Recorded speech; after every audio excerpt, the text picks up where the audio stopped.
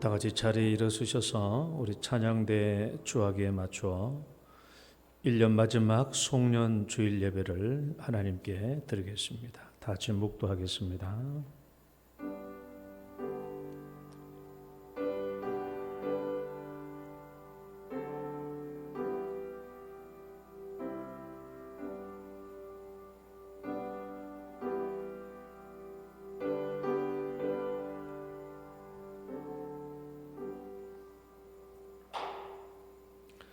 왕이신 나의 하나님이여, 내가 주를 높이고 영원히 주의 이름을 송축하리이다. 내가 날마다 주를 송축하며 영원히 주의 이름을 송축하리이다. 여호와는 위대하시니 크게 찬양할 것이라. 그의 위대하심을 측량치 못할지로다. 아멘. 사랑과 은혜가 많으신 하나님 아버지, 또 1년이 쏜살같이 다 지나갔습니다. 한 해 동안에도 온전히 저희들의 사랑과 은총 속에 살 수 있도록 인도하여 주시고, 이 마지막 주일 예배도 주 앞에 머리 숙여 경배할 수 있도록 축복해 주심을 감사합니다. 우리 송년 주일 예배 위에도 주님 임재하여 주시고, 사랑하는 주의 백성들이 주님의 이름을 기억하며 드리는 모든 찬송과 우리의 기도를 기쁘게 받아 주옵소서. 예수님 이름으로 기도드립니다. 아멘. 찬송가 6장입니다.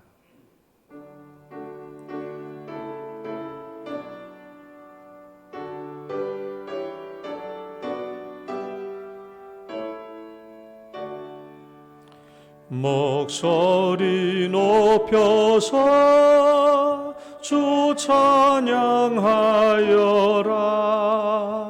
영광과 권세와 존귀와 위엄을 온 누리 다스리시는 만왕의 왕께 돌려라.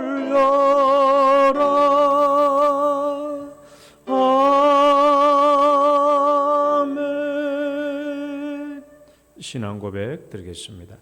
전능하사 천지를 만드신 하나님 아버지를 내가 믿사오며 그 외아들 우리 주 예수 그리스도를 믿사오니, 이는 성령으로 잉태하사 동정녀 마리아에게 나시고 본디오 빌라도에게 고난을 받으사 십자가에 못 박혀 죽으시고 장사한 지 사흘 만에 죽은 자 가운데서 다시 살아나시며 하늘에 오르사 전능하신 하나님 우편에 앉아 계시다가 저리로서 산 자와 죽은 자를 심판하러 오시리라. 성령을 믿사오며 거룩한 공회와 성도가 서로 교통하는 것과 죄를 사하여 주시는 것과 몸이 다시 사는 것과 영원히 사는 것을 믿사옵나이다. 아멘. 교동문 48번 시편 106편의 말씀입니다. 여호와여, 주의 백성에게 베푸시는 은혜로 나를 기억하시며 내가 주의 택하신 자가 형통함을 보고 주의 나라의 기쁨을 나누어 가지게 하사, 우리가 우리의 조상들처럼 범죄하여 우리의 조상들이 애굽에 있을 때 주의 기이한 일들을 깨닫지 못하며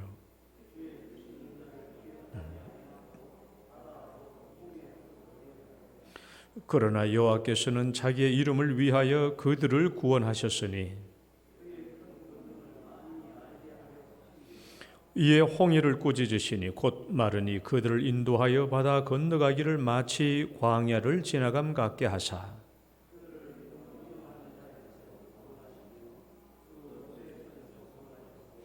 그들의 대적들은 물로 덮으심에 그들 중에서 하나도 살아남지 못하였도다. 이에 그들이 그의 말씀을 믿고 그를 찬양하는 노래를 불렀도다. 아멘. 앉으셔서 찬송가 28장입니다.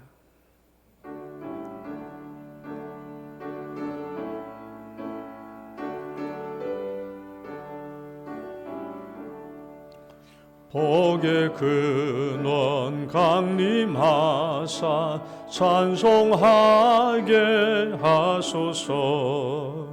한량 없이 자비하심 증량할 길 없도다.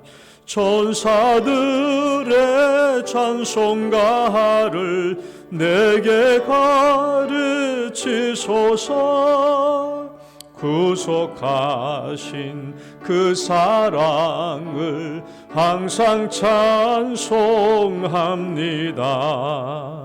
주의 크신 도움 받아 이때까지 왔으니 이와 같이 천국에도 이르기를 바라네. 하나님의 품을 떠나 죄에 빠진 우리를 예수 구원하시려고 보혈 흘려 주셨네. 주의 귀한 은혜 받고 일생 빚진 자 되네. 주의 은혜 사슬되사 나를 주께 메소서. 우리 마음은 연약하여 범죄하기 쉬우니 하나님이 받으시고 천국인을 치소서. 아멘. 이혁동 장로님 기도 인도하시겠습니다.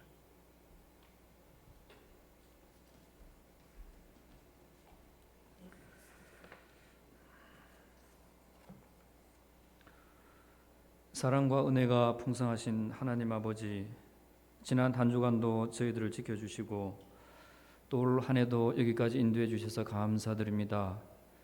하나님 아버지, 이 시간에 저희들이 모든 교인들이 함께 모여서 예배드리지 못하고 온라인으로 하나님 앞에 예배를 드립니다. 각 가정마다 하나님께서 하나님의 풍성한 사랑과 은혜가 넘치게 하시고 하나님의 사랑을 깨닫는 귀한 은혜의 시간이 되게 인도하여 주시옵소서. 2000년 전에 말씀이신 하나님이 친히 화목제물로 우리를 죄에서 구원하기 위해 이 땅에 사람으로 구주로 오신 예수님, 당시에 많은 유대 백성들 가운데서 동방 박사들과 목자들과 시므온과 안나는 아기 예수님을 보고 경배하며 찬양을 드렸습니다. 저와 우리 모든 성도님들도 이들처럼 영적으로 깨어 있어서 이 땅에 오신 구주로 오신 예수님을 찬양하며 감사하며 경배드리길 주님 소망합니다. 사도 바울은 전에는 우리가 본질상 허물과 죄로 죽었던 진노의 자녀였으나 긍휼이 풍성하신 하나님이 우리를 사랑하사 우리를 그리스도와 함께 살리시고 예수 안에서 함께 하늘에 앉히셨다고 했습니다.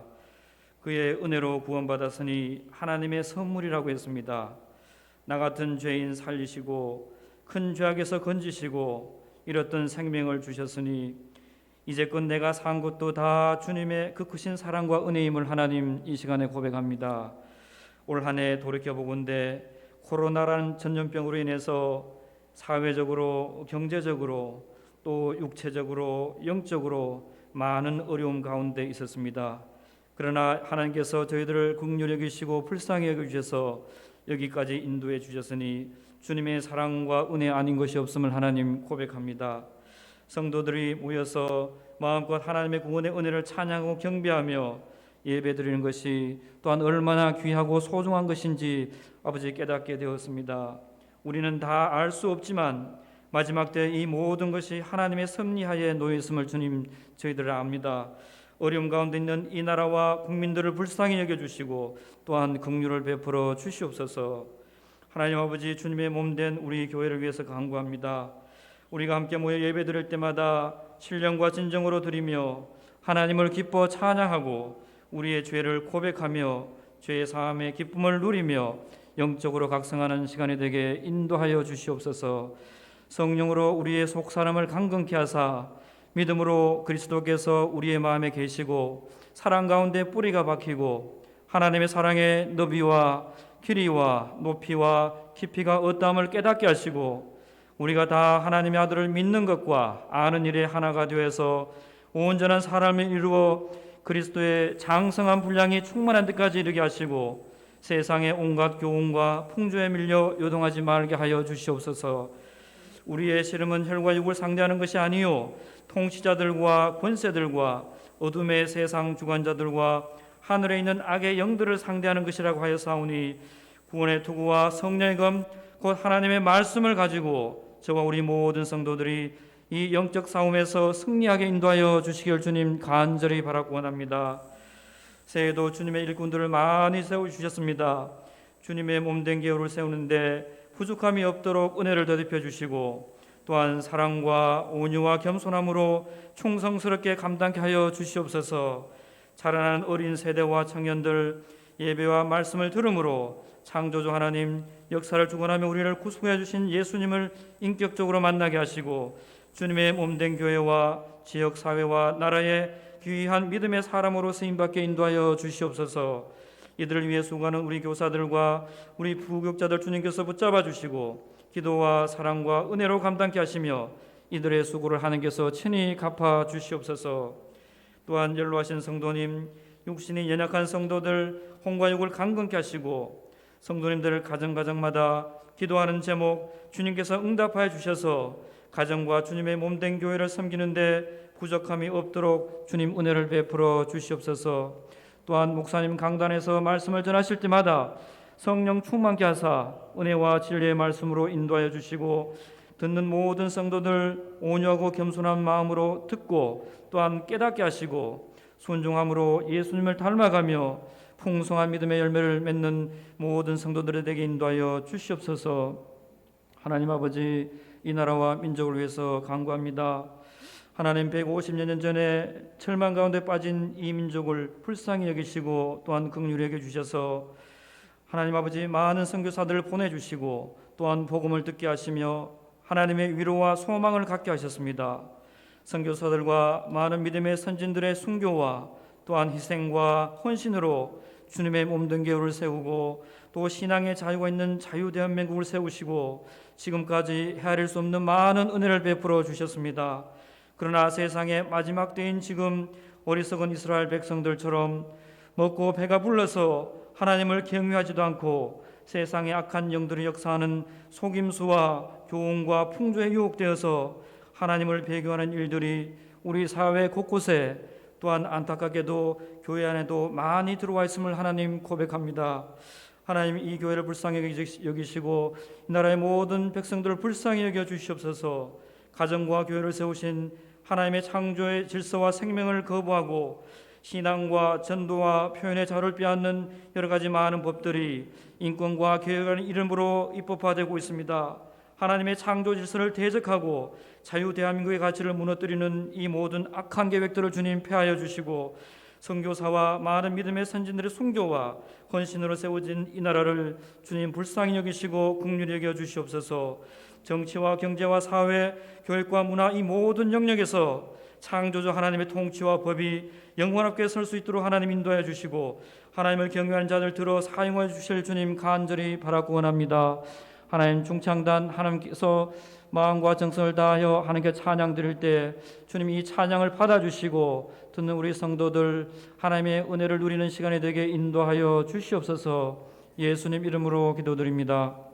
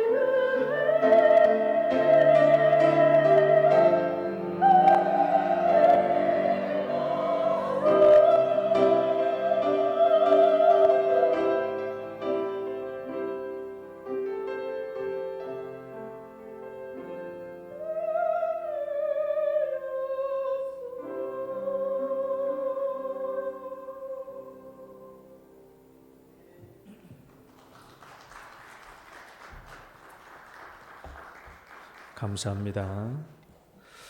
오늘 주신 하나님의 말씀 마태복음 16장 24절에서 27절 말씀. 마태복음 16장 24절에서 27절 말씀까지.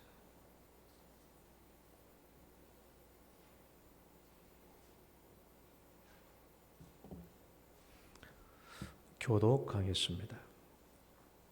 이에 예수께서 제자들에게 이르시되 누구든지 나를 따라오려거든 자기를 부인하고 자기 십자가를 지고 나를 따를 것이니라.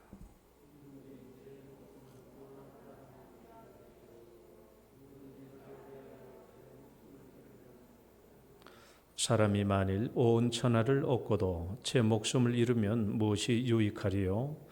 사람이 무엇을 주고 제 목숨과 바꾸겠느냐? 인자가 아버지의 영광으로 그 천사들과 함께 오리니 그때에 각 사람이 행한 대로 갚으리라. 아멘. 하나님 감사합니다. 오늘도 저희들이 하나님의 말씀 앞에 섰습니다. 이 말씀을 통하여 하나님께서 나에게 주시는 말씀으로 받게 하옵시고 사람의 말로 받지 아니하며 주의 음성으로 들려지는 시간이 되게 하여 주옵소서. 예수님 이름으로 기도드립니다. 아멘. 할렐루야. 옆 사람 축복합니다. 잘 오셨습니다. 주의 이름으로 축복합니다. 벌써 1년의 마지막 주일이 되었습니다. 1년이 눈 깜짝하니까 1년이 지나가 버렸습니다. 시간이 굉장히 빨리 흐른 것 같죠. 오늘 마지막 52번째 주일날 오늘 마지막 말씀을 함께 보도록 하겠습니다. 한국 교회사에서 김익두 목사님이라는 분이 있어요. 우리가 그분의 전기를 다 얘기할 수는 없겠지만은 김익두라는 목사님을 우리가 이름을 많이 들어봤을 거예요. 황해도 안압군에서 출생하신 분인데 아무튼 유명한 깡패입니다. 본래부터 깡패로 출생한 건 아니고 농부의 아들로 출생해서 과거 시험을 치렀는데 그 조선 말 시대가 이제 매관 매직이 성황한 그런 때가 아닙니까? 그래서 빽도 없고 머리는 좋았지만은 빽이 없어서 번번이 떨어지다가 아이고 돈이나 벌어야 되겠다 싶어가지고 17살부터 장사를 시작했는데 그것도 계속 망해가지고 아무튼 이 사람은 하던 일이 다 안 돼가지고 결국은 깡패가 되고 말았어요. 그래서 황해도의 모든 시장이 이 사람의 안방이 되고 말았습니다. 머리는 좋았지만은 운이 없었고 또 굉장히 힘도 세서 패기도 넘치고 힘도 세서 결국 이 사람이 이제 깡패가 되었습니다.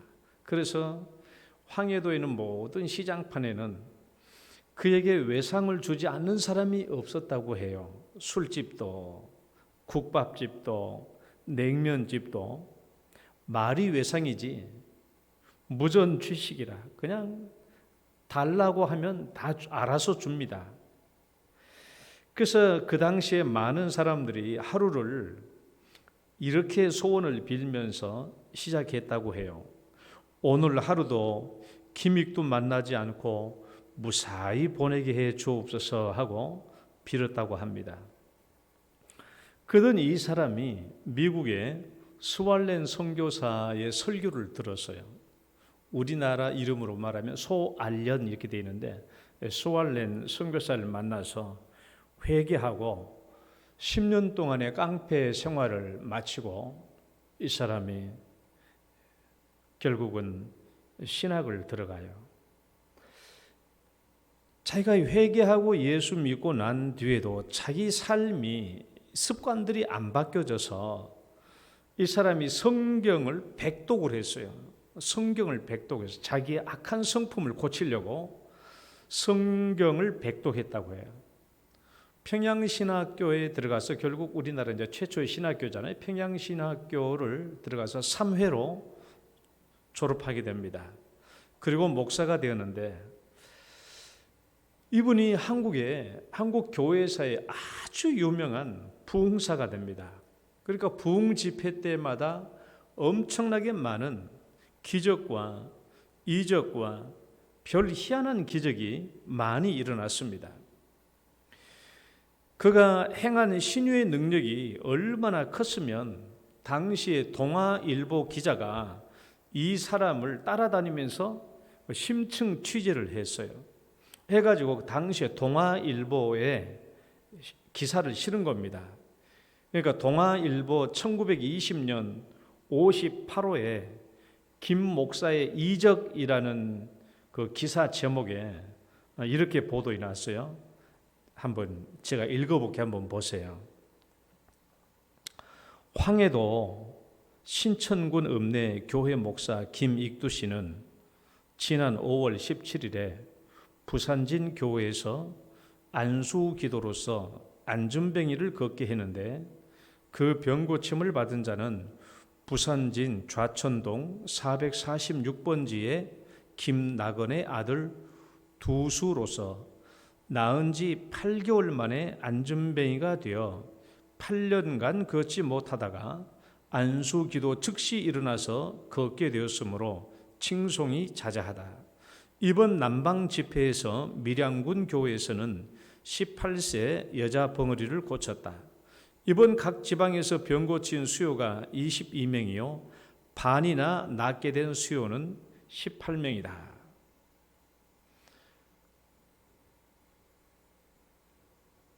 그런데 이렇게 기적을 행했던 목사님도 때때로 자기의 그 깡패의 기질이 순간순간 살아난 것을 느꼈습니다. 그때마다 김익도 목사님은 스스로 자신에 대해서 이렇게 질책했다고 그래요. 속으로 자기를 치면서 야 이놈 김익도야, 하나님의 나팔 소리가 아직도 울리지 않았는데 왜 벌써부터 살아나려고 꿈틀대느냐, 이놈아 좀 더 죽어라 하고 자기 자신을 질책했다라는 거예요.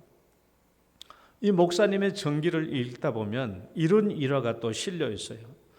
이분이 이제 그 뒷마을의 부흥 집회에 참석하려고 이제 산마루를 넘는데 이제 산꼭에 올라와 가지고 더워 가지고 이제 우통을 벗고 시원한 바람에 땀을 식히고 있는데 맞은편에서 어떤 건달이 낮술에 취해 가지고 올라오는 거예요. 그래서 다짜고짜 이 목사님에게 시비를 걸면서 야 이놈아 너 왜 나보다 먼저 올라왔어 하면서 목사님을 그냥 다짜고짜 쥐어 패는 겁니다. 그러니까 목사님이 그냥 때린 대로 별 저항 없이 다 맞았어요. 이제 때리기를 그치니까 김익도 목사님이 이렇게 물었어요. 형님 다 때렸습니까? 하고 묻자 건달이 그래 이놈아 다 때렸다 하니까 목사님이 이렇게 말한 거예요. 예수님은 내가 믿고 복은 형님이 받으시네요. 이 건달이 무슨 말인지 몰라서 어리둥절하니까 목사님이 내가 김익도 올시다 하고 말하니까 이 건달의 얼굴이 새하얗게 질리더니 아이고 형님 내가 죽을 죄를 졌습니다. 한 번만 용서해 주십시오 하고 무릎을 꿇고 빌기 시작했어요. 그래서 이 사람을 데리고 부흥 집회에 참석해서 이 사람도 이 일이 계기가 돼서 예수 믿게 되고 이제 그 교회의 장로가 되었습니다. 이런 것들이 성숙의 열매이죠. 예수는 내가 믿고 복은 당신이 받고. 따라해 볼까요? 예수는 내가 믿고 복은 당신이 받고. 왜 손 따라 안 해요? 손 안 가져왔어요? 예수는 내가 믿고 복은 당신이 받고. 우리 가정에서 예배드리는 성도 여러분 다시 한번 잘 따라 봅시다. 예수는 내가 믿고 복은 당신이 믿고 당신이 받고. 그렇죠. 이게 성숙의 열매예요. 우리 그리스도인들 주변에는 이런 일들이 많아야 돼요. 예수 믿는 사람들 주변의 사람들은 이런 복을 많이 받아야 돼요. 오직 사랑 안에서 참된 것을 하여 범사에 그에게까지 자랄지라 그는 머리니 곧 그리스도라. 오직 사랑 안에서 참된 것을 하여, 우리 이것을 아가페 사랑이라고 그랬죠. 이타적이고 자기 희생적인 사랑입니다. 이타적이고 자기 희생적인 삶이 아니고서는 예수를 닮을 길이 없어요. 성숙의 열매를 맺을 길이 없고 예수의 향기를 나타낼 수가 없죠. 상대방이 우리를 통하여 저 사람 때문에 내가 복을 받는구나, 저 사람이 나 때문에 손해를 보고, 저 사람이 나 때문에 손해를 보고 나는 저 사람 때문에 복을 받는구나 하는 것을 느끼게 되면 그 사람은 속으로 곰곰이 생각할 거예요. 아, 예수 믿는 게 저런 모양, 저런 것 모양이구나. 예수 믿는 게 저런 것이구나. 아, 나도 이제 예수를 한번 믿어봐야 되겠구나. 나도 한번 교회를 다녀봐야 되겠구나. 이런 마음을 품게 되죠. 우리의 삶을 통해서 내 주변의 사람들이 그런 마음을 품게 되었다면 이게 굉장히 귀한 성숙의 열매인 것이 틀림없어요. 우리가 예수님을 닮지 않을 수 없는 필연적인 이유가 있어요. 제가 예수를 나타내야 하는 이유 중에서 오늘 5번째 마지막인데, 우리가 예수님을 닮지 않을 수 없는 필연적인 이유가 오늘 5번째입니다. 그건 제자도죠. 제자도. 여러분, 제자도가 뭡니까? 제자도는 예수님이 사셨던 그 길을 그대로 내가 뒤따라 살아가는 거예요. 그러니까 내가 제자도의 삶을 살면 당연히 예수님을 닮게 돼요. 내가 제자도의 길을 걷는데 예수님을 닮지 않는다면 그 내가 제자도의 길을 살지 않는 것이죠. 여러분, 제가 여러 번 강조했다시피 예수님이 이 땅에 오셨어요. 무죄자가 죄 없는 자가 되어서 우리의 죄를 대속하기 위해서만이 아닙니다. 죄 없는 자로 오셔서 우리의 죄를 대속한다면 10살에 죽으셔도 상관이 없어요. 20살에 죽어도 상관이 없어요. 그러나 예수님이 30세 공생의 삶을 다 사신 것은 우리에게 구원받은 이후에 우리의 삶의 모습이 어떠해야 하는지에 대해서 그 모범을 우리에게 보여주시기 위한 것이죠. 오늘 마태복음 16장 24절 말씀을 한번 다시 읽어볼까요? 이에 예수께서 시작.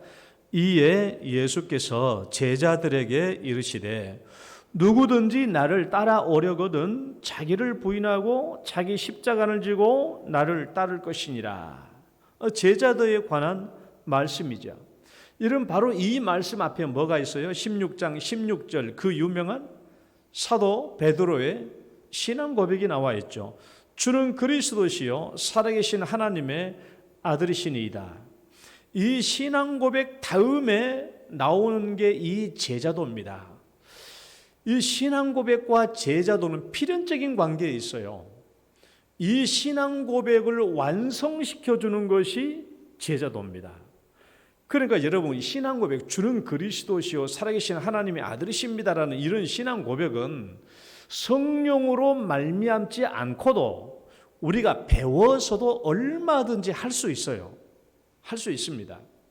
그러나 성령으로 말미암는 신앙 고백은 반드시 어디로 가고 있냐, 어디로 가게 되느냐 그러면 그 다음에는 제자도의 길을 가도록 되어 있어요. 성령으로 말미암는 신앙 고백은 그 다음의 삶이 제자도예요. 그러니까 제자도와 신앙 고백은 필연적인 관계에 있는 것이죠. 그러니까 신앙 고백은 뭐예요? 믿음으로, 마음으로 믿어 의에 이르는 거예요. 신앙 고백은 마음으로 믿어 의에 이르는 것이고 제자도는 삶으로 행하여 의에 이르는 거예요. 그러니까 우리의 신앙 고백을 무엇이 완성시켜 주냐? 우리의 제자도의 삶이 완성시켜 주는 거예요.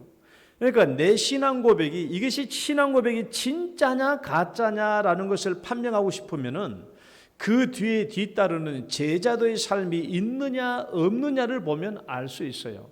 제자도의 삶이 나오면 이 사람의 신앙 고백은 진짜예요. 그러나 제자도의 삶이 없으면 이 사람의 신앙 고백은 그냥 말로 아니면 배워서 하는 거예요. 그렇기 때문에 우리는 이 신앙 고백과 제자도는 필연적인 관계에 있고 신앙 고백을 완성시켜 주는 것이 제자도입니다. 그러므로 예수님을 닮는 신앙생활을 하고 있지 않다면 제자도의 삶이 결국은 예수님을 닮아가는 것이니까 나에게서 예수님을 닮는 삶이 나오지 않는다면 나는 제자도의 길을 걷지 않고 있는 것이고 내가 제자도의 길을 걷지 않고 있다면 내가 하고 있는 신앙 고백은 신빙성이 없고 헛되고 쭉정이일 수도 있다라는 거예요. 그러니까 참된 신앙 고백은 반드시 제자도의 삶으로 나타나고 제자도의 삶은 자기를 부인하고 자기 십자가를 지니까 반드시 예수님을 닮도록 되어 있어요. 그 신앙의 순서가 반드시 이렇죠. 순서가 신앙 고백, 따라해봐요. 신앙 고백, 제자도, 예수 닮음.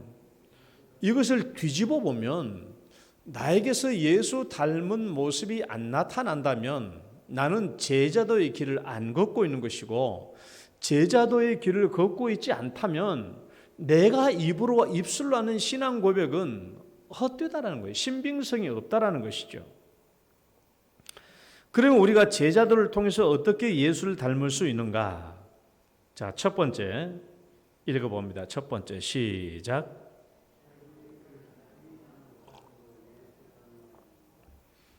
자기를 부인하는 삶으로 예수를 닮아야 돼요. 우리 다시 한번 24절 읽어봅니다. 시작. 이에 예수께서 제자들에게 이르시되 누구든지 나를 따라오려거든 자기를 부인하고 자기 십자가를 치고 나를 따를 것이니라. 우리가 예수님을 닮아가는 첫 번째 길이 자기를 부인하는 거예요. 자기를 부인하는 거. 여러분 예수님을 봐봐요. 예수님은 우리에게 그냥 자기는 모범으로 보이지 않고 너희들은 이렇게 해야 돼라고 말하는 것이 아니라 예수님이 이 제자도의 길을 몸소 걸으셨어요. 예수님이 어떻게 자기를 부인했습니까? 예수님이 이 땅으로 오시는 것을 봐봐요. 예수님이 이 땅으로 오시는 것 자체가 자기를 부인하는 삶이었잖아요. 그분은 하나님과 동등되시고 하나님과 본체시고 하나님과 똑같이 모든 이 땅의 피조물로부터 받아야 할 영광을 다 받으셔야 할 분인데 그것을 다 부인하셨거든요. 이 땅에 사람의 모양으로 오신 거예요. 그러니까 예수님이 이 땅에 오신 것은 자기를 다 부인하고 오신 거예요. 자기를 부인하고 오셨고 그리고 이 땅에 사람으로 살아가는 그 삶의 모든 모습도 보면은 자기를 다 부인하셨어요. 참된 인간으로 완전한 인간으로서 이 땅에 오셔서 자기가 갖고 싶은 하고 싶은 모든 욕망과 욕심과 모든 것을 다 비우셨죠. 자기를 부인하신 거예요. 자기의 뜻대로 한 게 아니에요. 하나님 아버지의 뜻대로 하셨어요. 그래서 예수님께서 우리에게도 예수님이 자기 자신을 부인하시고 이 땅에 오시고 이 땅에 오셔서도 자기의 모든 것을 욕심과 욕망을 다 버리시고 온전히 사랑을 아가페 사랑을 베푸셨다면 이것이 오늘날 우리에게도 얘기하는 게 뭐냐 그러면 우리의 이기적인 욕심과 욕망을 다 벗어버리라는 거예요. 그것을 비우라는 것이죠. 이웃을 위해서 기꺼이 손해를 보라는 거예요. 이것이 예수님이 우리에게 보여주신 길이고 아가페 사랑의 길입니다. 그 다음에 이어지는 말씀을 한번 봐봐요. 누구든지 시작. 누구든지 제 목숨을 구원하고자 하면 잃을 것이요 누구든지 나를 위하여 제 목숨을 잃으면 찾으리라.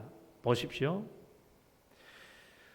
누구든지 제 목숨을 구원하고자 하면 이 말이 무슨 말인가 하면 누구든지 자기 목숨을 구원하고자 하면 하는 이 말이 무슨 뜻인가 하면 자기를 부인하지 않는 삶이에요. 자기를 부인하지 않는 삶. 그러니까 자기를 추구하는 삶. 내 욕심과 욕망을 추구하는 삶. 그래서 누구든지 자기 목숨을 구원하고자 하면 잃어버릴 것이라는 거예요. 잃어버릴 것이다.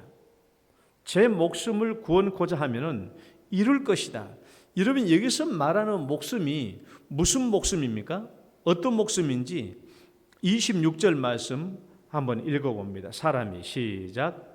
사람이 만일 천하를 얻고도 제 목숨을 잃으면 무엇이 유익하리요? 사람이 무엇을 주고 제 목숨과 바꾸겠느냐? 자, 보십시오.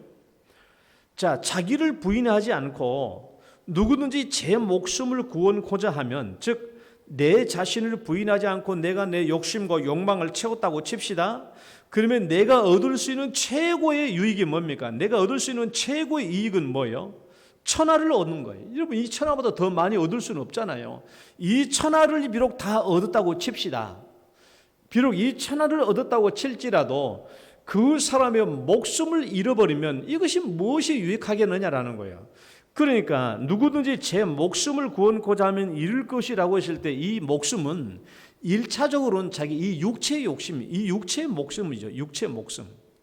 그렇잖아요. 내가 이 땅에서 수천억을 벌었다고 할지라도, 수조 원을 벌었다고 할지라도 삼성 이건희 회장처럼 죽으면 끝이에요.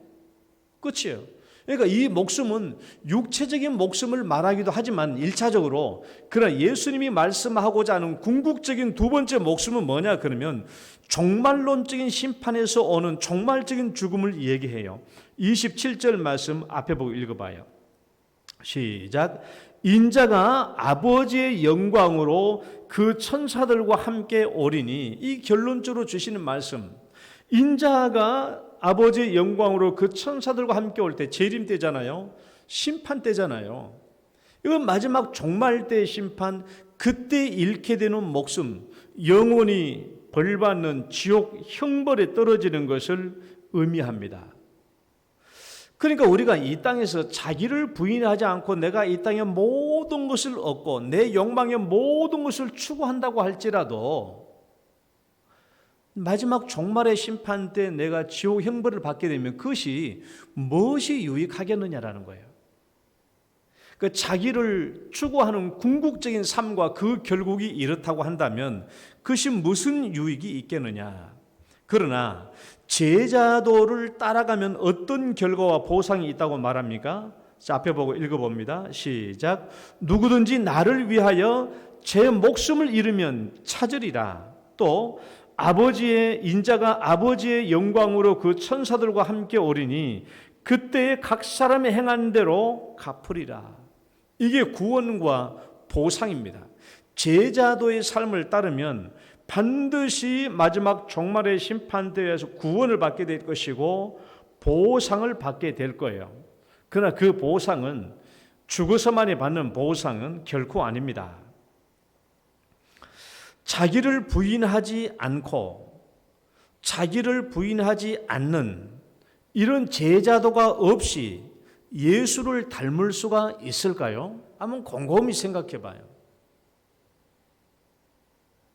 자기를 부인하지 않고 자기를 부인하지 않는 이런 제자도가 없이 예수를 닮을 길이 있을까요? 아마도 없을 것입니다. 왜냐하면 자기를 부인하지 않고도 되는 다른 길이 있다면 예수님은 그런 길로 오셨겠지요. 그런데 예수님은 이런 다른 길이 없기 때문에 자기를 부인함으로써만 이 땅에 오셨고 이 땅에 오셔서도 자기를 부인하며 살으셨어요. 그러니까 우리가 예수를 닮을 수 있는 길은 자기를 부인하지 않고서는 예수를 닮을 길은 없어요. 예수를 닮아야 한다면 예수님이 이 땅에 오심으로 자기를 부인하셨던 그 삶을 그대로 우리도 따라야 합니다. 만약 내가 자기를 부인하지 않고 내 자신을 드러내고 내 자신을 나타내고 산다면 내 감정과 내 주장과 내 판단과 내 생각을 나타내고 산다면 예수를 닮을 길이 없죠. 예수를 닮을 길이 없어요. 이래봬도 내가 누군데 하고 자기가 살아나는 순간 우리는 절대로 예수를 닮을 수가 없어요. 그러면 신앙생활이 이렇게 됩니다. 그러니까 내가 살아나고 있고 내가 이래봬도 누군데라고 하는 이 주인된 마음으로 신앙생활을 하면 내가 예수를 믿어도 나도 복을 못 받고 상대방도 복을 못 받는 참으로 고약한 종교를 믿게 돼요. 그러니까 자기를 부인하지 않는 신앙생활을 하면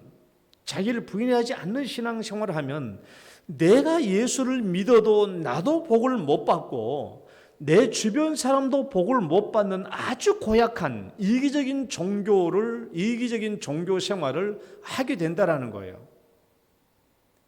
따라해 봅시다. 예수를 믿어도 나도 복을 못 받고 당신도 복을 못 받고. 그러니까 여러분 우리가 오늘 우리가 이 시대를 바라보면 우리 신앙인들이 거의 대부분 이렇게 살고 있지 않아요? 예수는 믿어도 나도 복을 못 받고 당신도 복을 못 받고. 우리가 진짜 예수를 믿으면 내가 진짜 예수를 믿으면 예수는 내가 믿고 복은 당신이 받고 해야 되는데 이게 안 되는 거예요. 자기를 부인하지 않으면 결국은 나도 복을 못 받고 상대방도 복을 못 받는 정말 지독하고 이상한 종교 생활을 할 수밖에 없는 것이죠.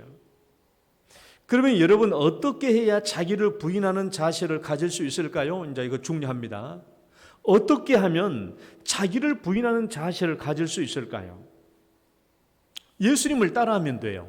근데 한번 봅시다. 말씀 빌립보서 2장 7, 8절 오히려 읽어봐요. 시작. 오히려 자기를 비워 종의 형체를 가지사 사람들과 같이 되셨고 사람의 모양으로 나타나사 자기를 낮추시고 죽기까지 복종하셨으니 그 십자가에 죽으십니다. 이 말씀은 잘 봐요. 예수님이 어떻게 자기를 부인하셨어요? 자기를 부인하신 방법이 뭐예요? 길이? 오히려 자기를 비워. 따라봅니다. 자기를 비워. 자기를 비우라는 거예요. 자기를 비워. 우리는 자기가 살아있잖아요. 자기를 비우라는 거예요. 첫 번째는 자기를 비워야 합니다. 예수님도 자기를 비우셨잖아요. 이 땅에 오실 때 자기를 비우셨잖아요. 자기를 비우지 않으면 내가 항상 주인으로 되어 있기 때문에 자기를 부인할 수가 없는 것입니다. 그런데 이제 저를 봐봐요. 여러분 자기를 비우려고 노력을 여러분 해봤어요? 안 했어요? 여러분 우리가 신앙생활을 하면서 자기를 비우라는 설교를 한 번 들었습니까? 2번 들었습니까? 수십 번 들었습니까? 아마 100번 넘게 들었습니까? 100번 넘게 들었을 거야 아마. 근데 지금 자기가 비워졌나요? 자기가 비워집니까? 우리가 그렇게 수도 없이 자기를 비우라는 설교를 듣고 또 우리 각자 나름대로 자기를 비워보려고 노력도 했지만 안 됐죠? 됐어요? 안 됐어요? 안 됐잖아요. 왜 안 된 줄 아세요? 자기를 비우려고 했는데 왜 안 비워집니까? 왜 안 비워질까요? 두 번째 답이 있어요. 두 번째 답인데 뭐냐 그러면 종이 안 되었기 때문에 그래요. 첫 번째는 자기를 비우는 것으로 끝이 아니라 종이 되어야 돼. 종. 예수님은 종이 되셨잖아요. 종의 형체를 가지셨다. 예수님은 하나님 아버지 앞에서 종이 되신 거예요. 여러분 사람의 모양인 종이 되신 거예요. 사람은 뭡니까? 하나님 앞에서 인간은 절대적으로 하나님께만 순종해야 되고 하나님을 주인으로 삼고 살아야 될 사람이 인간이잖아요. 그 예수님은 그 인간의 종이 되셨다라는 거예요. 종. 자기를 비우시고 예수님 자기를 비우시고 첫 번째로 자기를 비우시고 두 번째 종이 되신 거예요. 종. 그러니까 여러분 우리가 자기를 비우는 노력도 해봤고 수도 없이 설교를 들었지만 안 되었던 이유는 그게요. 내가 종이 안 되었거든요. 종이 안 되면 아무리 비우려고 해도 안 비워져요. 종이 되어야 돼요. 종이 되어야 자기가 잘 비워집니다. 우리가 자기가 비워지지 않는 이유는 내가 여전히 주인으로 되어 있기 때문에 그래요. 내가 계속 주인으로 있는 한은 내가 잠시 비운다고 할지라도 내가 주인이 되었으면 다시 채워지죠. 그러지 않겠어요?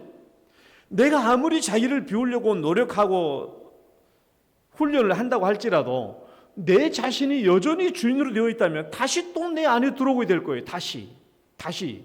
그 들어오는 일은 다시 돼요. 그건 자동적으로 돼요. 자동적으로. 왜 잘 안 비워지느냐? 내가 비우려고 노력은 하죠. 그러나 뭐가 안 되니까? 뭐가 안 됐으니까? 종이 안 되니까. 자기를 비우려면 종이 되어야 돼요. 종이 되어야 합니다. 종이 되지 않으면 절대로 예수님을 닮을 수 없어요. 왜 종이 되는 것이 자기를 비우는 최고의 길인가? 종은, 따라 봅시다. 종은 자기가 없다. 여러분, 종은 자기가 없어요? 주인밖에 없어요. 종은 자기 생각이 없어요. 주인의 생각만 있으면 돼요.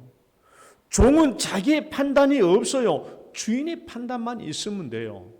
종은 자기 고집이 없어요. 주인이 하라고 하기만 하면 돼요. 종은 자기 재산이 없어요. 주인의 재산만 있으면 돼요. 종은 자기가 없어요. 주인밖에 없어요. 그러니까 종이 되어야 되는 겁니다. 종이 되어야 자기를 비울 수 있고, 오늘날 우리가 종이 되어야 예수님을 닮을 수 있어요.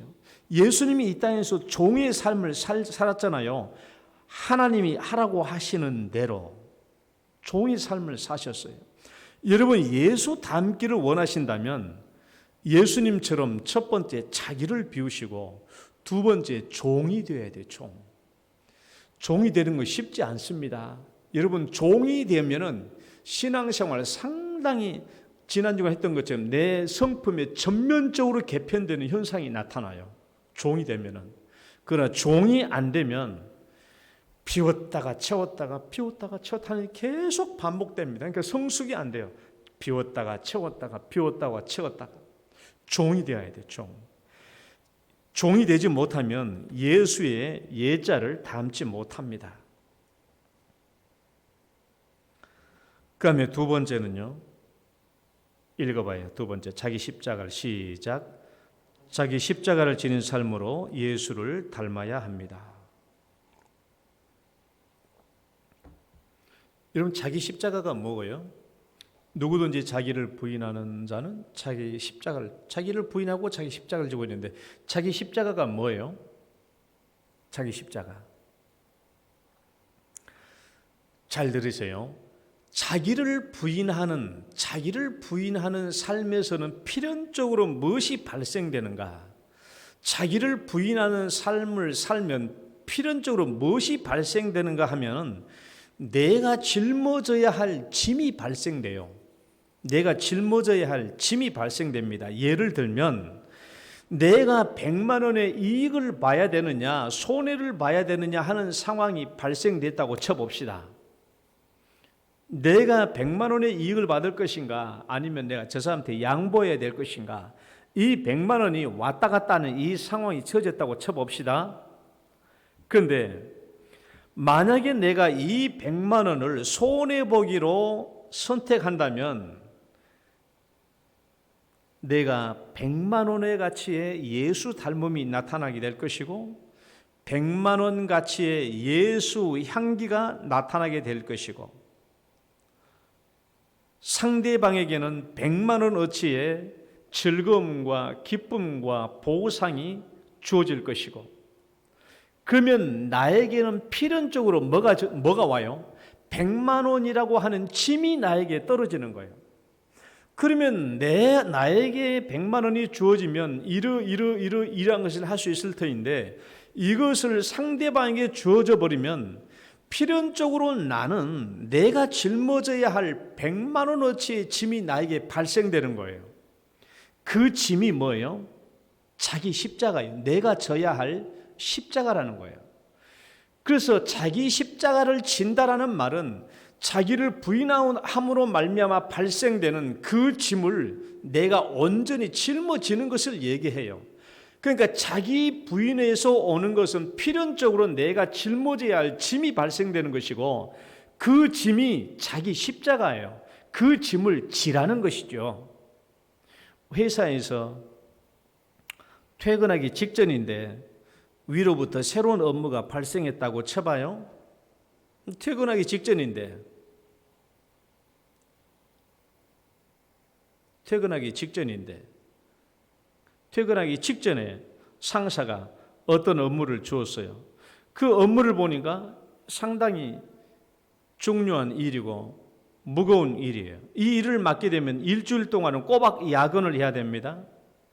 또 이 일을 민원과 관계된 일이어서 일을 잘못 처리하면 민원이 발생할 수 있으니까 꽤 신경을 써야 할 일입니다.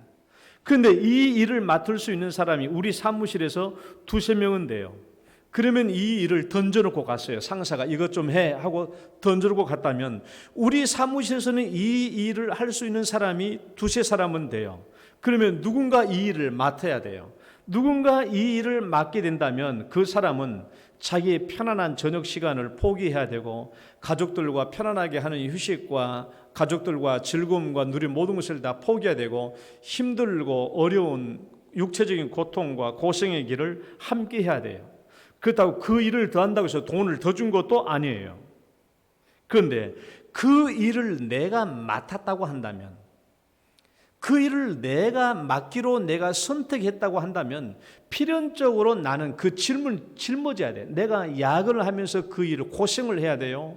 가정에서 편히 쉬는 것을 포기해야 돼요. 식구들과 오손도손 지는 일을 포기해야 돼요. 그 짐을 마땅히 내가 짊어져야 되는 거예요.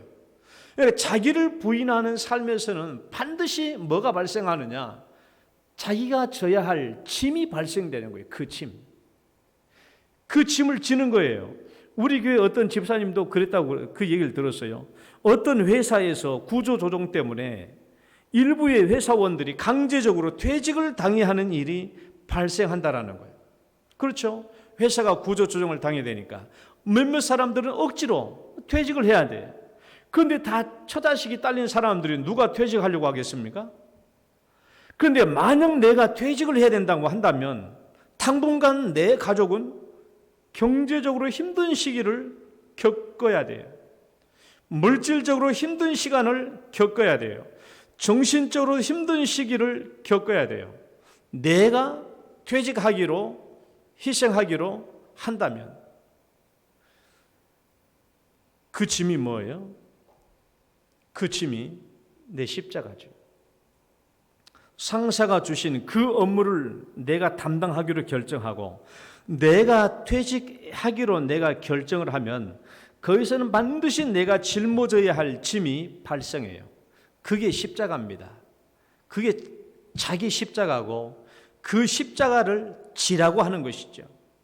그 십자가를 내가 지면 상대방에게는 필연적으로 평안과 안식이 주어질 것이고 행복한 가정 생활과 휴식이 올 것이죠. 내가 퇴직을 하면은 상대방의 가족은 경제적인 물질적인 고통을 당하지 않아도 되고, 그러나 내가 십자가를 지면 그만큼 나는 힘들어지지만은 상대방에게는 유익을 선사하게 됩니다. 그러니까 예수는 내가 믿고, 따라 봅시다. 예수는 내가 믿고 복은 당신이 받고, 복은 당신이 받고. 그래서 예수 믿는 사람들 주변에서는 안 믿는 사람들이 이런 복을 자주 받고 누려야 돼요. 자기 십자가를 지지 않고 예수를 닮을 수 있는 길이 있을까요? 잘 생각해 보세요. 자기 십자가를 지지 않고 예수를 닮을 길이 있는가? 저는 없을 것 같아요. 만약에 그런 길이 있다면 예수님도 자기 십자가를 지지 않으셨겠죠. 그러나 자기 십자가를 지지 않고 예수를 닮을 길이 없어요. 예수님은 이 땅에서 어떤 십자가까지 졌습니까? 자기의 목숨까지 내어놓는, 자기를 부인하고 자기 십자가를 지는, 자기 목숨까지 내어놓는 그런 십자가를 지셨고 그런 자기 자신을 부인하셨죠. 그러니까 예수님이 이 땅에서 A부터 Z까지 자기 생명까지 내어놓는 자기 십자가를 졌다면 예수님은 이 땅에서 일체의 모든 일을 자기 십자가를 졌다고 해도 과언은 아니죠. 우리에게 신앙생활 자체가 십자가를 지닌 삶이에요. 신앙생활 자체가 십자가를 지는 삶이라고. 우리가 주일날 예배 드리면 어때요? 우리가 주일날 예배 드리면 우리가 왜 우리가 전도하려고 할 때 사람들이 교회 다니면 좋겠다고 하면서도 못 나온다고 하는 사람들의 말을 들어보면은 교회 나가려고 하면 주일날 일찍 와야 되거든. 일찍 일어나서 와야 되니까. 교회 와서 쉬지 못하잖아요. 쉬지 못하고 교회 와야 되니까 그것 때문에 못 나온다는 사람 많아요. 신앙생활 자체가 십자가입니다. 내가 쉬어야 될 것, 내가 누려야 될 것, 육신적으로 평안한 걸 다 내가 버려야 되죠. 그걸 짊어져야 되는 거예요. 어디 그것뿐입니까? 내가 신앙생활을 한다고 하면 가족들로부터, 믿지 않는 식구들로부터 핍박도 있어요. 핍박도 있고 잔소리도 듣고 눈치도 봐야 되고 머니 압박도 있고 이런 것을 짊어져야 돼요. 신앙생활을 하려면. 제가 이제 우리 모교회 초원교회 중고등부 교사로 있었을 때 그 여학생이 우리 교회에 나왔는데 고등학교 2학년 때부터 나왔는데 고등학교 2학년 때부터 3학년 때까지 교회 다닌다고 늘 아버지한테 굉장히 많이 맞았어요. 그래서 아버지가 주일날 아침에 일찍 일어난 날은 딸 찾아서 없으면 우리 교회를 와요. 와가지고 자기 딸 머리끄덩을 잡고 이제 끌고 가. 그렇게 많이 맞았어, 딸이. 그러면 그렇게 맞고 이렇게 학생들 앞에서 이렇게 머리채 끌져가고 이렇게 아버지가 막 발로 차버리고 머리 때리고 그렇게 끌려가면은 교회 안 나올 것 같은데, 내 생각으로는. 다음 주 주일이면 여전히 교회 와 있어요. 참 희한해. 그렇게 핍박을 받고도 다음 주 주일이면 여전히 교회 앞에서 교회에 앉아 있어요. 대단하죠. 그럼 또 끌려가. 그럼 끌려가면 이 학생은요, 그런 걸 많이 생각해 봤어요. 저렇게 아버지가 못돼요 그러면 좀 반항이라도 좀 할 것 같은데, 좀 소리라도 지를 것 같은데, 아버지가 끌고 가면 그대로 그냥 끌려가요. 때리면 맞고 그냥 끌려가는 거예요. 저는 그 아이를 생각하면 십자가를 지는 자세를 생각해요. 잠잠하게. 아버지가 끌고 가면 잠잠하게 끌려가요. 아무 소리도 지르지 않아요. 여러분, 예수님이 어떻게 십자가를 지셨어요? 한번 말씀을 읽어봐요. 그가 곤욕을 당하여, 시작. 그가 곤욕을 당하여 괴로울 때에도 그의 입을 열지 아니하였으며 마치 도수장으로 끌려가는 어린 양과 털 깎는 자 앞에서 양같이 그의 입을 열지 아니하였도다. 예수님은 골고다 언덕으로 무거운 십자가를 지고 올라가면서 반항하지 않았습니다. 소리를 지르지 않았죠. 억울하다고 소리 지르지 않았어요. 그 무거운 십자가를 지고 다 걸어가셨습니다. 십자가는 묵묵히 지는 거예요. 불평과 불만이 없이. 내가 십자가를 질 때 불평과 불만이 없이 묵묵하게 그 십자가를 지고 가야 예수님을 닮게 되는 것이죠. 예수님을 닮게 되는 거예요.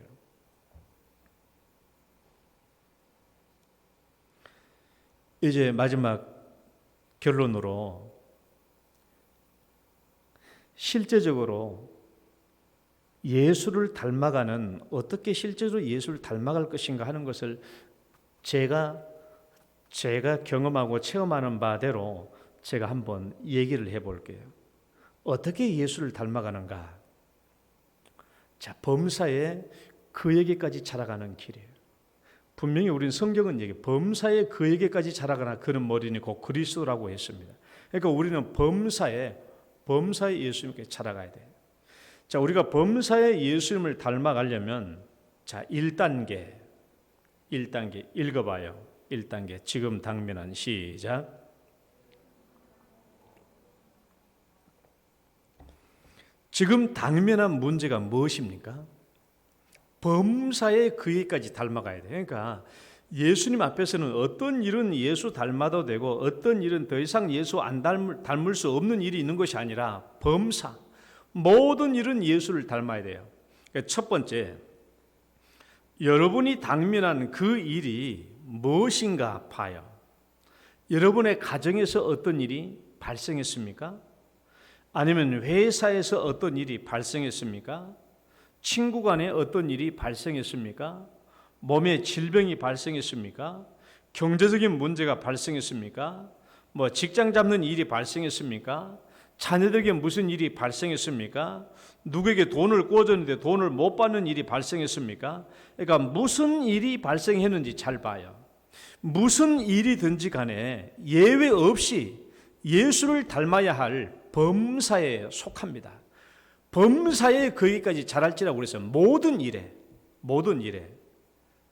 어떤 일은 예수 닮아도 되고 어떤 일은 예수 안 닮아도 되는 그런 일은 없어요. 모든 일은 다 예수를 닮아야 돼.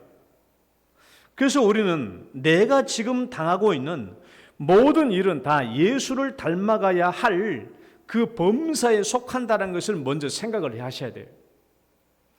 그 다음에 두 번째 2단계 읽어봐요. 예수 닮음으로 시작. 내가 예수를 닮음으로 이 문제를 해결하겠다고 결정을 해야 돼요. 먼저. 중요한 것은 먼저입니다. 따라합시다.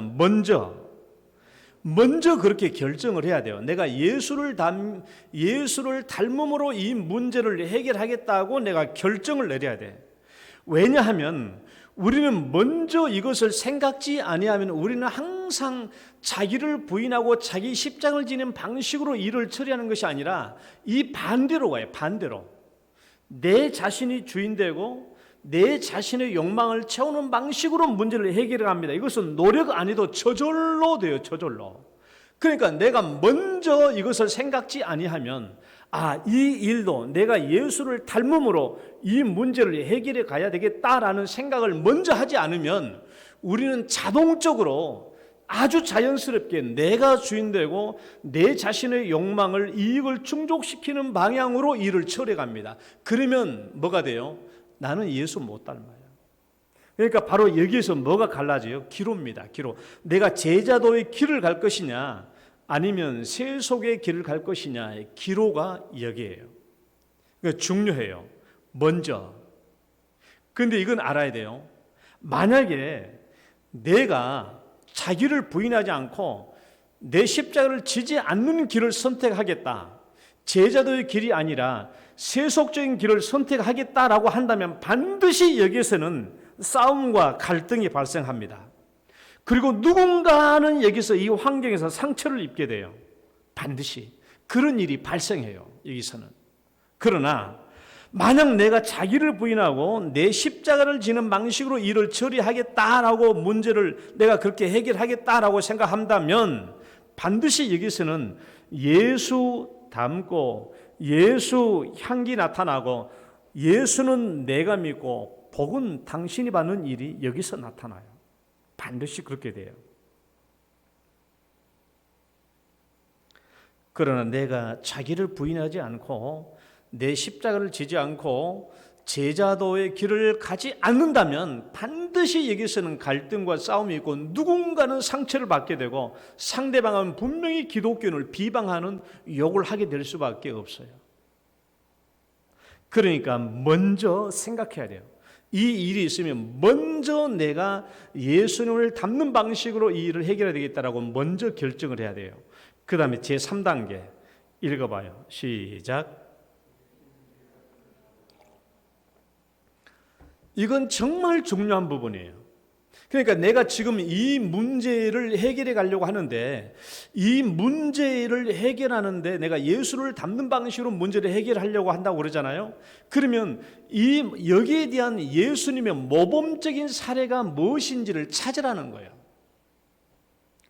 예수님의 제자도, 그러니까 예수님이 이런 환경에서 어떻게 사셨고 어떻게 대처하셨는지를 성경을 통해서 찾아보라는 거예요. 찾으셔야 돼요. 반드시 찾아야 됩니다. 예수를 닮고자 한다면 반드시 이 3단계는 찾아야 돼요. 예수님이 어떻게 하셨는가, 우리의 어떤 모범을 보여주셨는가 반드시 찾아야 돼요. 반드시. 이것을 찾아내면 내가 예수 닮는데 굉장한 능력이 됩니다. 그러니까 내가 예수를 닮을 수 있느냐 없느냐, 내가 십자가를 지냐 못 지냐는 여기에 달려 있어요. 예수님의 이 모범을 내가 발견하느냐 찾아내느냐 그렇지 못하느냐 하는 거예요. 이것을 반드시 찾아내야 돼요. 반드시 찾아내요. 그리고 우리는 기도해야 돼요. 성령님께 기도해요. 성령님, 예수님을 나에게 적용시켜 주십시오. 이대로 예수님께서 이렇게 하셨는데 그대로 나에게 이 예수님을 나에게 적용시켜 주십시오라고 기도하셔야 돼요. 중요한 문제입니다. 제가 시간이 있으면 나중에 성령의 적용과 이성적 적용에 대해서 제가 한번 말씀을 드릴게요. 여러분 우리가 깨달았지만 이것이 내 몸에 체득이 안 되는 때가 많아요. 그냥 이렇게 해야 되는데 라고 깨닫기만 하고 그렇게 살지 못해요. 그게 이성적 적용이고 성령의 적용은 그게 아니에요. 성령의 적용은 완전히 내 안에 들어오는 거예요. 그러니까 왜 이성적 적용에 머물고 왜 성령의 적용, 이게 나중에 이건 제가 말씀드리겠고요. 저도 그래요. 저도 늘 어떤 문제를 해결하려고 치면 먼저 예수님을 봅니다. 예수님이 어떻게 하셨는지. 저도 최근에 어떤 문제를 고민하고 있는데 예수님의 이 말씀으로 나에게 해결해 주셨어요. 예수께서 이르시되 여우도 굴이 있고 공중의 새도 거쳐가시되 인자는 머리 둘 것이 없도다. 이 말씀이 딱 주어지니까 내 마음이 평안해져요. 내가 이 문제를 해결하려고 하는데 예수님의 모범이 찾아지면 내 마음이 평안해지고 내 안에 예수가 살아나요. 내 안에 예수가 살아납니다. 그러면 이제 마지막 4단계 봐봐요. 4단계 시작. 예수님의 갚아주심을 믿고 자기 십자가를 져요. 마지막 단계는 자기 십자가를 지는 겁니다. 내가 실제로 그 짐을 지는 거예요. 자기를 부인함으로 말미암아 발생될 수 있는 이 짐을 내가 지는 거예요. 그러니까 자기 십자가를 지면 자기 희생과 자기 손해는 필수적입니다. 그리고 이 십자가를 질 때는 어떤 자세로 져야 돼요? 종으로 져야 돼요. 종이 제가 그랬죠. 자기를 비우는 일은 자기를 비워야 되고 내가 종이 되어야 된다고.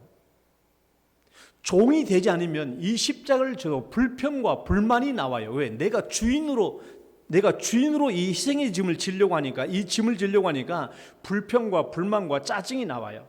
그러나 종으로 이 짐을 지는 겁니다. 그러니까 십자가를 질 때는 종으로 지는 것이지 내가 주인으로 지는 게 아니에요. 내가 지는 게 아니라 종으로 지는 거예요. 종으로. 그래야 예수님처럼 묵묵히 십자가를 질 수 있어요. 예수님께서도 이 길을 가셨고 예수님께서도 이때 이렇게 하셨다면 나도 이 십자가를 즐겁게 지는 거예요. 그러니까 우리가 십자가를 지고, 그러니까 3단계에서 예수님의 모범적인 제자들을 찾아내면 내가 이 십자가를 즐겁게 질 수 있어요. 내가 즐겁게 십자가를 질 수 있는 거예요. 즐거운 마음으로. 그러니까 뭐가 필요하냐 그러면 3단계에서 예수님의 제자들의 모범을 반드시 찾아야 돼요. 이것이 십자가를 질 수 있는 능력과 힘이 됩니다. 예수님도 이렇게 하셨다면 나도 이렇게 할 수 있다. 성령의 적용을 받으면 이 일이 가능해요. 그러니까 여러분이 지금 가정에서도 십자가를 지셔야 돼요. 직장과 사회에서도 십자가를 지셔야 돼요. 교회에서도 십자가 지는 것은 말할 것도 없고요. 범사의 십자가를 져야 합니다. 그러면 27절 말씀 앞에 보고 읽어봐요. 27절 시작. 그때에 각 사람이 행한 대로 갚으리라. 예수님은요, 우리가 십자가를 지고 내가 손해를 보면 반드시 예수님이 다 갚아주세요. 종말 때만 갚아주시는 게 아니에요. 내가 자기 희생의 길을 걸으면서 내 목숨을 잃으면 내 목숨으로 갚아주시고, 내가 자기 십자가를 지다가 돈을 잃었으면 돈으로 갚아주시고, 건강을 잃었으면 건강으로 갚아주시고, 내가 무엇이든지 간에 잃은 그것을 반드시 예수님은 갚아주십니다. 그러니까 내가 십자가를 지면은 예수님은 그냥 가만히 보고 있는 분이 아니에요. 반드시 행한 대로 갚아주시는 분입니다. 그래서 내가 십자가를 지고 가는 발자국마다 반드시 예수님의 향기가 나타나게 될 것이고, 우리는 그만큼 예수님을 닮게 될 줄 믿으시기 바랍니다. 오늘 2020년 마지막 쉬운 두 번째 주일입니다. 우리 얼마나 예수 닮았습니까? 얼마나 예수를 닮았어요? 여러분 절대로 낙심하지 마세요. 절대로 포기하지 마세요. 이게 하루아침에 해결될 일 아닙니다. 예수 닮는 이 길에서 절대로 주저앉지 말고 멈추지 마세요. 왜? 내 구원이 여기에 달려 있어요. 여기에 내 구원이. 입술로만 신앙 고백에 구원이 달려 있는 것이 아니라 내 제자도의 삶에 구원이 달려 있고 내 신앙 고백의 진실성 여부가 여기에 달려 있어요. 진실성 여부가. 그래서 사도 바울은 뭐라고 얘기했냐? 읽어봅시다. 오직 우리가 시작. 오직 우리가 어디까지 이르렀든지 그대로 행할 것이라. 포기하지 말고 그대로 행하라는 거예요. 지금까지 해왔던 그대로 해. 그대로. 포기하지 말고 낙심하지 말고 지금까지 해온 그대로 행할 것이라. 자, 그렇죠. 여러분, 우리가 천국 가는데 예수님이 나를 반겨 맞으면 내가 퍼펙트맨이 되었기 때문에 그런 게 아니고 내가 예수 닮으려고 노력하고 애썼기 때문에 예수님은 우리를 그렇게 맞아 주실 줄 믿습니다. 우리 일평생 동안 끝까지 예수 닮아가는 우리 성도 되시기를 축원합니다. 하나님 아버지 감사합니다. 오늘 또 우리가 제자들을 통하여 예수님을 닮아가는 이 삶에 대해서 말씀을 나누었습니다. 우리 모든 성도님들 마지막까지 낙심하지 말고 우리 일생 마지막까지 예수를 닮아가는 삶을 살게 하여 주옵소서. 예수님 이름으로 기도드립니다. 아멘.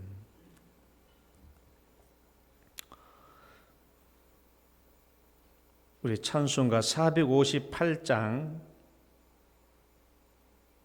1절만 찬송 들으시고 그러니까 우리 대청부에서 준비한 특별 찬송이 있어요. 그거 보도록 하겠습니다. 458장 1절 시작.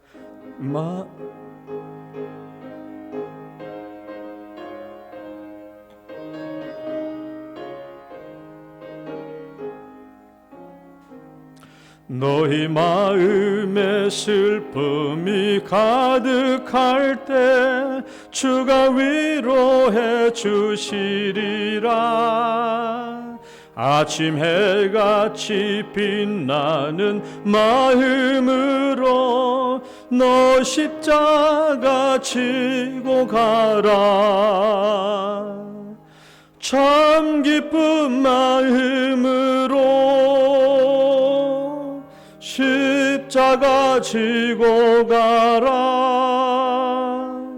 내가 기쁘게 십자가 지고 가면 슬픈 마음이 위로받네. 아멘.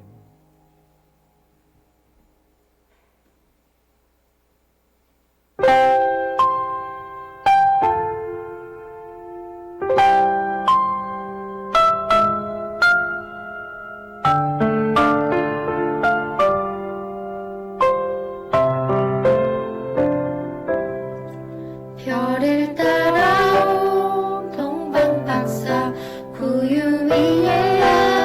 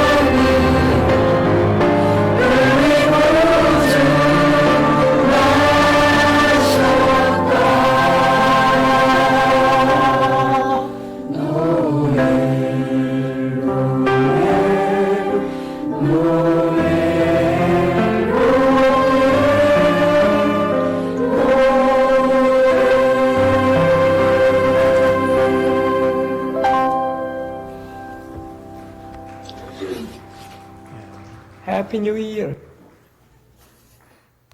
마지막에 누가 뭐라고 그랬어요? 자, 아예 헌금.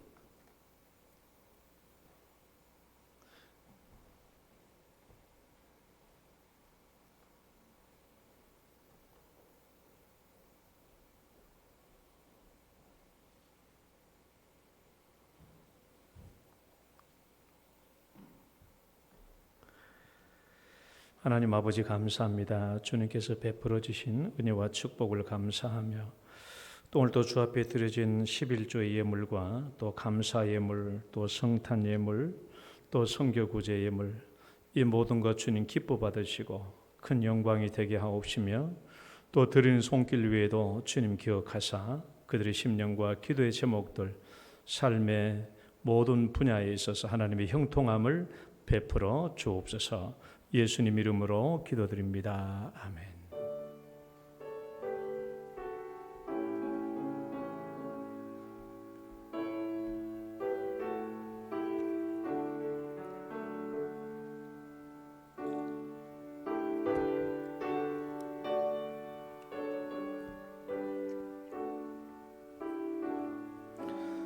교회 소식 잠시 안내드리겠습니다.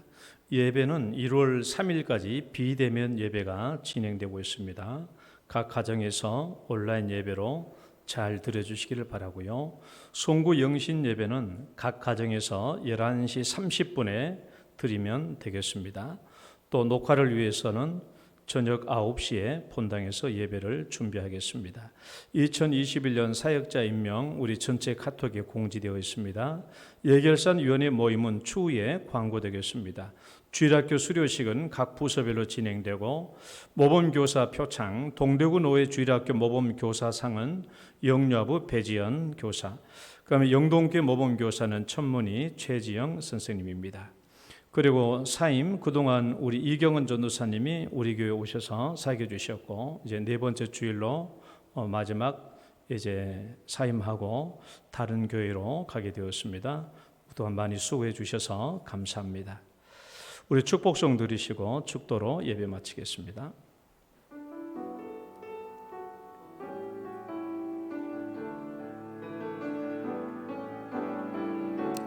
당신은 소중한 사람, 당신은 존귀한 사람,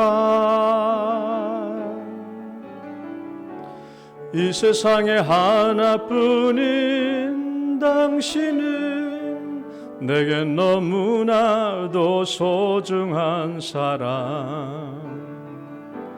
그런 당신을 사랑해요. 그런 당신을 축복해요. 사랑받기에 합당한 당신을 주의 이름으로 사랑합니다. 주의 이름으로 축복합니다. 주의 이름으로 축복합니다. 이제는 우리를 죄악 가운데서 구원해 주신 우리 구주 예수 그리스도의 은혜와 하나님 아버지의 극진하신 사랑과 성령님의 교통하심이 자기 십자가를 지고 또 자기를 부인하고 또 자기를 부인하면서 오는 우리의 무거운 짐을 지며 예수 닮기로 소원하는 모든 성도들을 위해 이제로부터 영원토록 함께 있을지어다. 아멘.